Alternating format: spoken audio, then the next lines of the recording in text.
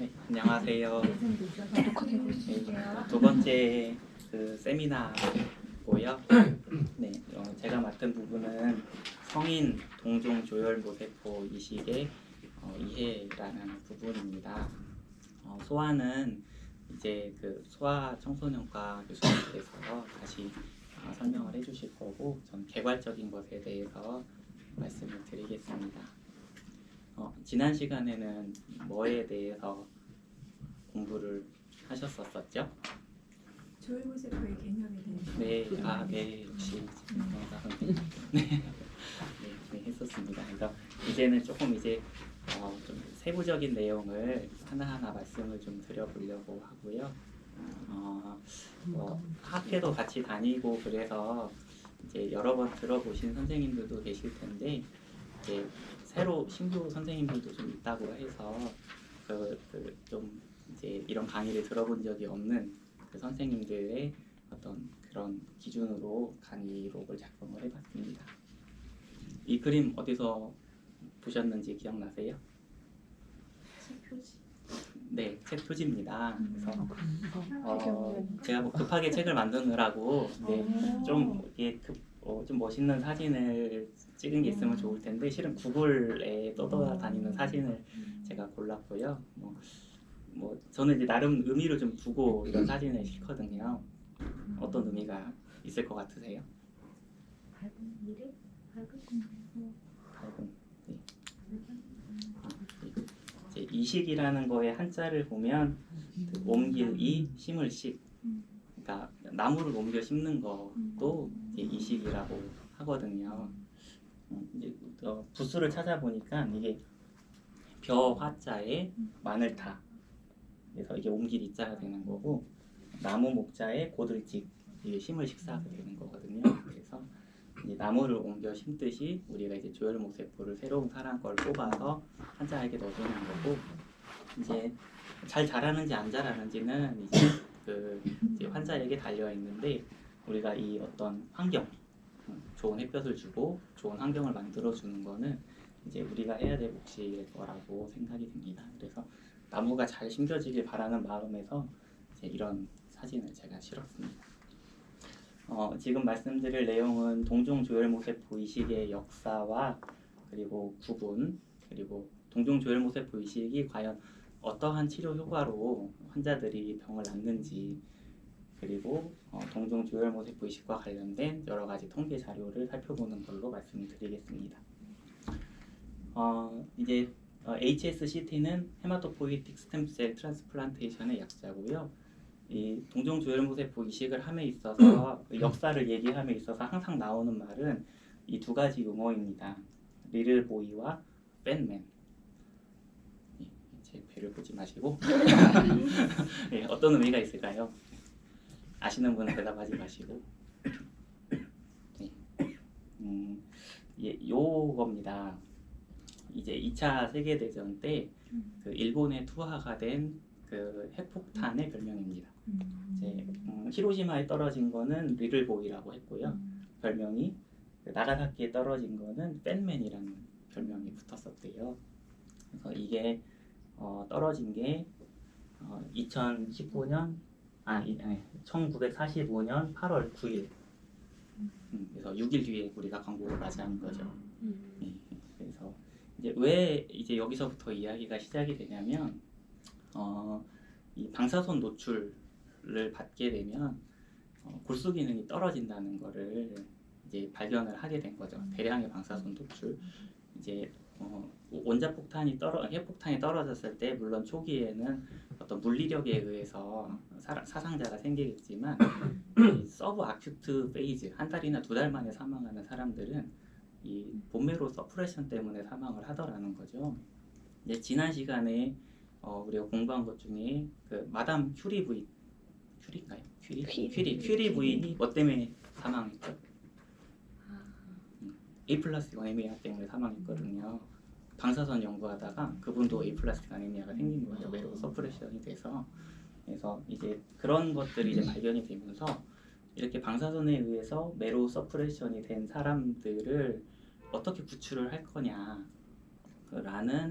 이제 개념으로 이 조혈모세포를 매로 서프레션이 된 환자에게 넣어줘 보자라는 그런 아이디어가 생긴 거고, 이제 처음에 이제 실험 동물에서부터 시작을 했었고요. 실험 동물에서는 이제 그 쥐에게 레디에이션을 쏘여가지고 매로 서프레션을 일으킨 다음에 새로운 쥐의 골수를 갈아서 넣어주거나 아니면 스플린을 갈아서 넣어줬다고 합니다.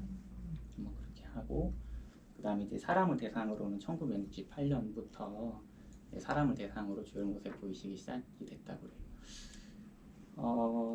이제 일본이 코드블러드 트랜스플란테이션이 굉장히 체계가 잘 갖춰져 있죠. 그래서 일본은 코드블러드 트랜스플란테이션 성적도 되게 좋고, 이제 큰 규모의 코드블러드 트랜스플란테이션 데이터는 다 일본에서 나오거든요. 코드블러드 뱅킹이 우리나라처럼 이렇게 사립, 어떤 프라이빗 뱅킹이 아니라 거기는 퍼블릭, 그러니까 도에서 운영하고 시에서 운영하고 그래가지고 그런 코드블러드를 잘 모으는 시스템이 잘 돼 있다고 합니다. 이제 그 이유가 이제 이런 이유 때문에 그런 것 같아요. 뭔가 이제 일본은 그거에 대한 어떤 그 트라우마가 있으니까 매로 서프레션에서 뭔가 구출했을 때 이런 조혈모세포가 필요하다는 걸 진짜부터 알고 있어서 코드블러드를 미리 모으기 시작한 것 같고, 그래서 시스템이 되게 잘 돼 있고, 또 그 미국에서도 이 코드블러드 뱅킹을 운영하는 곳이 우리나라처럼 보건복지부가 아니고 국방부라고 해요. 국방부. 혹시 핵전쟁이 나면 이제 이거를 빨리 풀어서 뭐 쓸 뭐 그런 예정으로 이제 그래서 이렇게 얘기가 된다고 합니다. 이식의 역사를 얘기하면은 이 토마스라고 하는 이분 얘기가 항상 나옵니다. 그래서 물론 초창기 때 이식 성적은 매우 좋지 않았었고요. 초창기 때 케이스 리포트로 나오는 걸 보면 1950년대, 60년대에 보면은 NEJM이라고 하는 매우 굴지의 저널에 실린 저널에서도 보면 5명 이식을 했는데 100일 동안 산 사람이 아무도 없었다. 이런 식이었거든요. 그래서 이제 그럼에도 불구하고 이 사람이 주목받는 이유는 100명을 이식을 했는데 롱텀 서바이버가 한 10% 정도 된 거예요. 그래서 이제 이 정도 노력도 상당히 발전이라고 본 거죠. 그래서 이게 1977년도에 나온 데이터인데, 이제 사람을 대상으로 한 연구는 초창기에 매우 안 좋았었다가 이제 이때부터 조금씩 발전이 이제 이루어졌고, 이제 현재는 이 커브가 상당히 많이 올라왔습니다. 그래서 그 커브가 얼마만큼 올라왔는지는 뒤에 마지막 페이지에서 보여드리겠습니다. 하여튼 이 사람은 이런 공로를 인정받아서 1990년대에 노벨상을 받았었다고 하고요. 여러분도 지금 노벨상 앞에 있죠? 벨이 없잖아요. 그래서 우리나라의 조혈모세포 이식은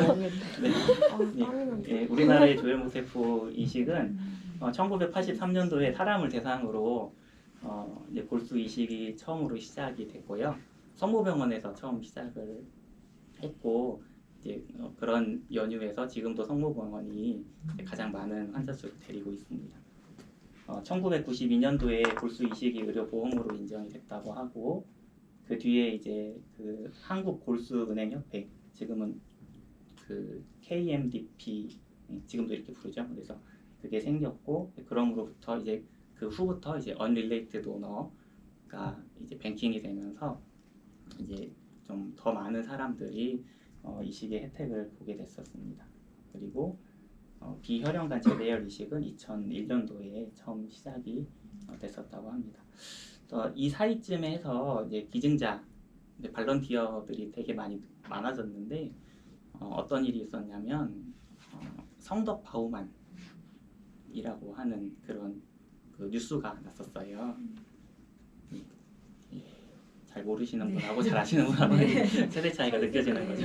그래서 이제 그분이 이제 어렸을 때 입양돼가지고 미국에서 무슨 사관학교, 공군사관학교인가 사관학교 다니다가 장래가 촉망받는 청년이었는데, 이제 당시 CML 이제 글리백이 없었을 때 이제 조혈모세포 이식을 받아야 되는데, 이제 아무래도 이제 그 혈연 좀 그래도 아무래도 좀 민족이 같은, 그래서 우리나라에 와서 그 비혈연관 그 기증자를 찾았고 결국엔 잘 받아가지고 치료가 잘 된 것으로 알고 있거든요. 그래서 그런 게 이제 매스컴을 타면서 기증자가 좀 늘었다고 하고 지금은 제가 알기로는 한 30만 명 정도 되는 기증자의 풀이 KMBP 안에 있는 것으로 알고 있습니다. 우리 병원은 1996년도에 처음으로 유방암 환자를 대상으로 자가 조혈모세포 이식이 시행이 됐고 이제 본격적으로 시작한 거는 98년도에 무균실이 설치가 되고 혈액 방사선 조사기가 도입이 됐고 이때 이제 동종 이식 기관으로 인정을 받고 제일 처음으로 이식을 한 거는 재생불량 빈혈 환자를 대상으로 이식을 시행을 했었다고 합니다. 2004년도에 제대혈 이식이 최초로 시행되고 2007년도에는 이제 그 현재 상태로 이제 리모델링이 돼서 지금 한 13년 정도 지금 사용을 하고 있는 상태이죠. 이때가 이제 조도경 교수님께서 연수를 마치고 막 오셨을 때 98년도가 그래서 그때부터 이제 우리 병원에서 조혈모세포 이식이 본격적으로 시행이 됐습니다. 이제 이게 초창기 성적은 매우 좋지 않았지만 이 조혈모세포 이식이 지금은 굉장히 괄목할 만한 성과를 보이고 있는데 이제 그런 연유에는 이제 이러한 것들의 서포트가 있었기 때문에 가능했습니다. 라미나 에어 플로우룸이라고 하는 거는 그 현재 지금 이식실, 무균실을 얘기를 하고요. 또 여러 가지 항생제, 안티마이크로바이러스 이런 항생제들의 개발이 환자들의 서바이벌을 늘리는 데 도움이 됐고 또 HLA 타이핑 그래서 옛날에는 이제 뭐 도너를 어떤 사람을 골라서 이식을 할지 그런 개념이 전혀 없이 그냥 뭐 형제 중에 아무나 혹은 부모 자식 중에 아무나 뭐 이렇게 이런 HLA 타이핑에 대한 개념이 없이 이식을 하다 보니까 이식하고 이런 GVHD라고 하는 어떤 합병증이 너무 조절이 안 됐던 거죠. 그래서 이런 것들을 맞춰가면서 이식을 함으로 해서 성적이 좋아졌고 또 여러 가지 다양한 면역 억제제들의 개발. 이건 조혈모세포 이식뿐만 아니라 모든 장기 이식에서 장기 이식이 가능하게끔 했던 거는 이런 면역 억제제의 개발이 있었기 때문에 그런 거였습니다.